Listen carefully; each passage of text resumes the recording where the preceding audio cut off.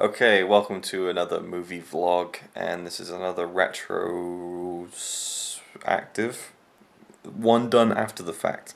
We watched this film last week.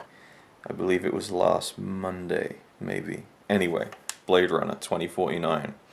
I wouldn't say long-awaited sequel, because no one really thought there was going to be a sequel to the original Blade Runner.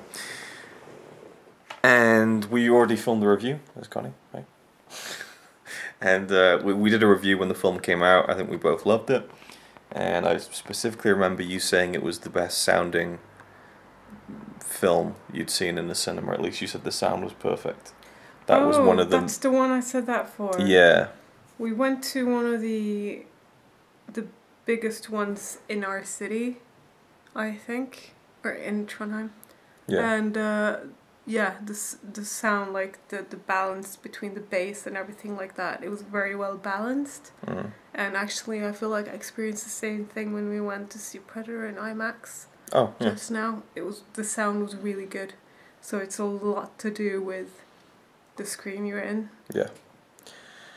And I distinctly remember we had a guy sitting next to us during Blade Runner 2049 who was constantly half clearing his throat. Like he wouldn't just go and get out of the way. He'd go, and so that was really distracting. It's like a Family Guy thing almost. It is like a Family Guy thing. It's like when they're reading those newspapers and they're like, yeah, and it just kept going. yeah, like a bad joke. And the scene where, and we're just going to assume you've seen the film, the scene where Kay and Deckard meet for the first time, like it's very tense. Deckard comes out of the shadows with his gun, and they're kind of circling each other by the balcony, and then he tries to shoot Kay, and Kay falls over the balcony. I missed that part. As far as I just heard a gunshot, I was looking over at the guy going, and I just then saw he was now on the ground. So it was good to watch the film again just to see that scene play out a little bit more normally. I was a little bit distracted because I'd had a root canal done a few days previously, and for the first few days it was fine, and then I started getting some kind of pain, and I was really stressing the fuck out about it. So I was kind of and I remember I had some spaghetti bolognese when we started watching this, and it was really hard just to eat it, even on the other side of my mouth, so I was just like, oh my god, this is killing me. Anyway, revisiting the film after quite a long time, I guess, 9 months or so, no, it'd be 10, 11 months, was really cool. How did you feel watching it for a second time? I can't even remember that was the movie where the guy was at. Oh, right, yeah. So I can't remember that I was distracted the last time. But then again, Okay. I couldn't even remember by now that was the best sounding movie we'd seen. True, yeah, I just remember it because you said it in the video for some reason. It just stuck in my head. I don't feel like... I'm sure I noticed things that I didn't notice the first time around. Mm-hmm. But, How do you feel the length of the movie is, like, considering how long it is? It's pretty long. Would you say it's too long? Because Ridley Scott even said, it's way too fucking long. Well, no. But maybe because I felt like I had time to watch it the night that we watched it, probably. Yeah. Oh, It is very long, but the first one is too, isn't it? No, I think the first one is around 2 hours. This one's 2 hours 43. Really? But again, you know, most people who talk about this film, they say it's nearly 3 hours. Had the same thing with The Last Jedi. I was like, oh, it's almost 3 hours long. It's like, it's not really. And I checked when we watched this, the film ends at like 2 hours 32 or something. So it's 2.5 hours. And then there's like 10, 11, 12 minutes of credits. So it's not nearly 3 hours, it's 2.5. But yeah, I think this time maybe it's a tiny bit too long, but at the same time I love having more time in the world that they created and stuff. And I still can't believe how right they got this film. Because just you disagree? No, I'm just trying to remember if I was falling asleep at the end of it. You were, yeah, which is... That's why I didn't feel so long. There we go. Because probably the last half hour or so I was really struggling. Okay. Ever since he met Harrison Ford, I think. Oh, really? Think That's like an hour before the end, I think. Or maybe not. Yeah. I just feel like I was struggling during the whole... Yeah, I was. During the fighting scene. Okay. With Elvis. No, or maybe I was eating crisps then. I was trying to be... That's true. I was trying to be quiet. I was eating crisps and I was trying to be quiet. Okay. There's something about that scene that was distracting me. Yeah. I can't remember where I was falling asleep then. But okay. We always watch movies so late, so... Yeah. Oh, an excuse. Yeah, I again kind of got a little bit distracted because there was like planes going overhead, and so like the ending of the film, which is like such a great ending, you know, when Kay lies down on the steps and like the snow's falling all around him, and then that music from the end of the first Blade Runner film starts coming, the Tears and Rain music, and then it cuts from the snow with Kay lying down, the snow falling on him, to Deckard's daughter playing with snow swirling around her hand as she's creating memories, and then Deckard walks up to the glass and puts his hand on it, and that's the end. Like, it's such a beautiful ending, but like it's a really, like, the music is kind of quiet and kind of soft and light and delicate and emotional, and all I could hear was across the, you know, above the house. So that was great. But like I said, that's apparently what the airplane sounds like. No, it wasn't completely. Oh. It wasn't a completely accurate sound effect, I'll admit. But you know, the sentiment rings true. There was a big noise disturbance at the very end, which kind of let me down a bit. Anyway, like I said, I really wanted to wait on this before returning to it because A, it's quite long, but also just to let it sit a bit. And I still think it's great. Like, I've been thinking about it ever since. And I recently just made a video on it for joeblow.com. So if you want to see that, go check it out. I talk about the ending of the film and also the whole Deckard being a replicant question and how it ties into the first film and so on. So if you want to hear more of my thoughts in a more video essay style, I'll leave a link to that in the description. So, you know, compared to the first film, how do you think it did? I think it did really well. Because I just think, it's the same feeling. But it's different as well. Like, they expand it. We see, like, the farm at the beginning. We see Las Vegas. But so it's not just all rainy, Los Angeles, neon. True. Oh, and but so you still have the same feeling anyway. And yeah, exactly. The right amount of neon as well. It feels like the right... It all feels like it's still in the same world, you know? It's not overdone in that way. Yeah, you mentioned that when the cars are flying over. How it's you can tell what the high streets are because of the lights and everything. It's not just everything is lights. Yeah, which they could probably do. I think like there's recent films like what's that one? The Ghost in the Shell live action film. Like the whole city's just neon everywhere. You know, they go overboard. But like you mentioned it as we were watching, that it was just in the high streets and stuff, and so it kind of expands it. But I also think that ties into the blackout. That's kind of part of the backstory. There's even an anime short film that kind of tells you the story of the blackout, so that kind of fits in. So it's like an even more dystopian version of that world. I think the acting is great as well. I think Harrison Ford is really good. Like, he's better than he is in the original, I think. Especially that. Oh, he's got a lot of... I feel like, especially male actors, they get better as they age. It's something to do with like the lines in their face and everything like that. It makes it easier for them to express sadness and seriousness. Yeah. I feel like they become more serious actors, and that's probably also because they have more life experience. Yeah. So it makes it easier to act because you can.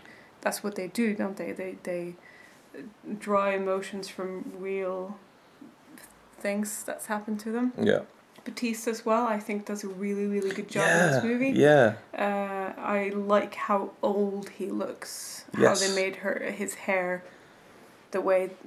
that's probably the hair he's got. But Yeah. Seeing him have that, like, the bald patch and everything like that, making him look older, the really weird glasses he's putting on, like, he looks like a poor man, you know, and you want to you sympathize with him. And yet that's kind of contrasted with how he's like a big hulking kind of, you know, massive guy, which is really cool. And there's another one of the short films they made is about his character, which is really good as well. I like that a lot. That was directed by Ridley Scott's son. And the short thing. The short film. Yeah, and I listened to him talking, I think it was on Chris Jericho's podcast, Batista, about how he wanted that role and they just didn't think he was right for it, and he really pushed for it because he really thought he could do a good job, and he really believed in it, and he managed to get a second chance. So he kind of fought for that role, which is really good. Who directed this? Denis Villeneuve, who did Arrival, Sicario. Who did Prisoners. Alien Covenant? Ridley Scott. Because they had those little scenes as well before the, like, as a trailer part. Oh yeah, that's right, yeah. I'm starting to think, like, is that a new thing now? You have to watch all the... Well, I don't think you have to. I don't think that they're vital, but they're just, they add more, more stuff. And I felt like they were.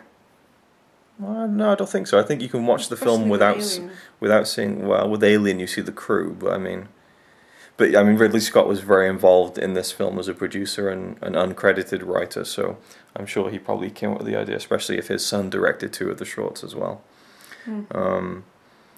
And we could talk about, also, this is a film you could discuss at great length, I think. But yeah, I think Harrison Ford, in that scene when he's being interrogated by Wallace, we can talk about that, Jared Leto. Ugh. When I first saw the film, he was the only thing I didn't like about it. And I just tend to zone out whenever he's speaking. It's just this very hollow, dry, meaningless talk. And I just completely zap out. I hear words... But I understand the words that are coming out as they come out, and then a new word comes out, and I've forgotten what he just said. Right, yeah. It's literally like words drifting, and then just evaporating. Evaporating? That's it. and then it's like gone. Like, now I think back to what he was talking about when he was meeting that new model. Yeah. Before he killed her, and I'm like, what did he say? And I said it again. Like, again. I don't know what he just said. And okay. when he's in the scene, I feel like he ruins it because I'm like, I just don't get it.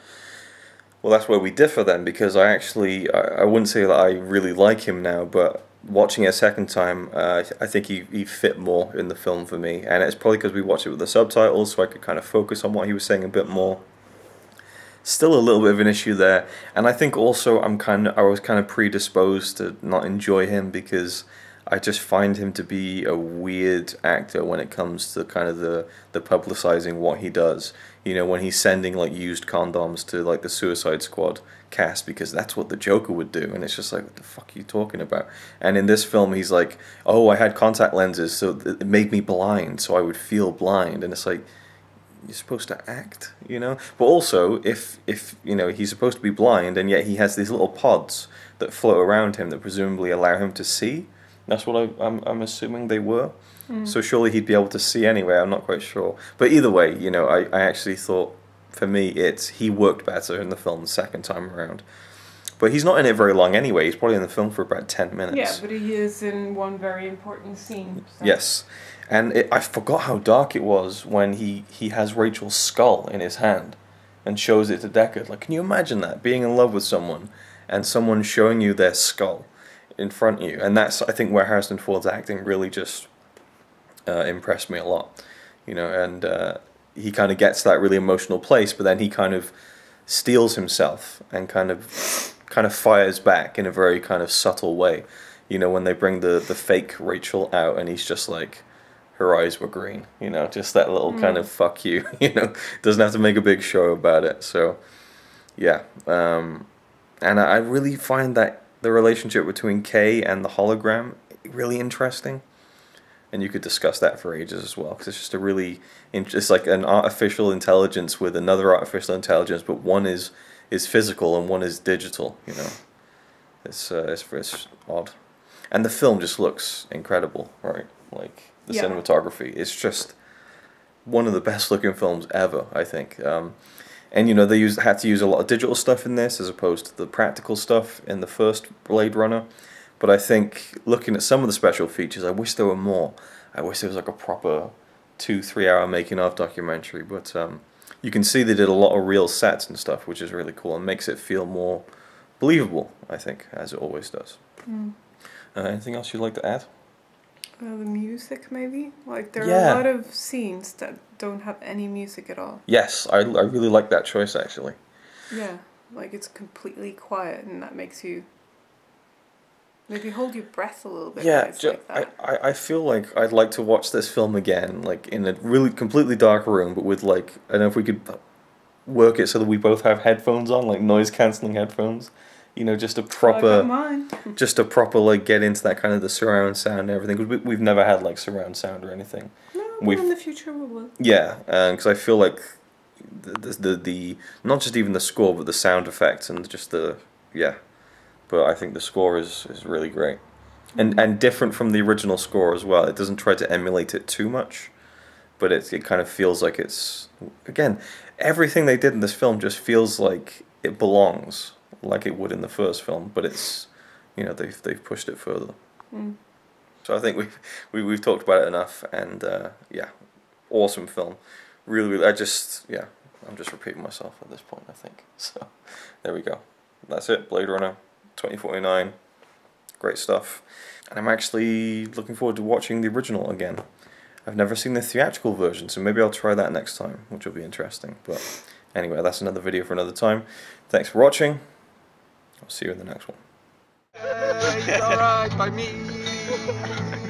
Apart from the fact he throws cans of Carlin into a tree. Yeah, he's really cool. Yeah, he's really cool. But he's not quite as cool as you.